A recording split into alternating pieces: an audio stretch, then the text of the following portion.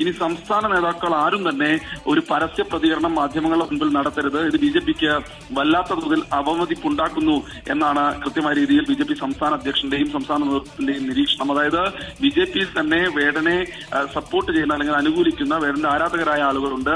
അവരെ സംബന്ധിച്ചിടത്തോളം പൊതുസമൂഹത്തിന്റെ ഭാഗമായി നിൽക്കുന്ന രാഷ്ട്രീയ പാർട്ടി എന്ന തരത്തിൽ വേടനെതിരെ ഇത്തരം പരാമർശങ്ങൾ നടത്തുന്നത് തെറ്റായ രീതിയിൽ പ്രവണതയാണ് എന്നാണ് ബി.ജെ.പി സംസ്ഥാന നേതൃത്വം.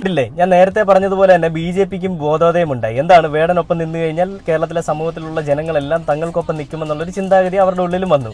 വേടൻ എന്ന് പറയുന്ന വ്യക്തി ചെറിയ 29 വയസ്സുള്ളൊരു സാധാ പയ്യനല്ല.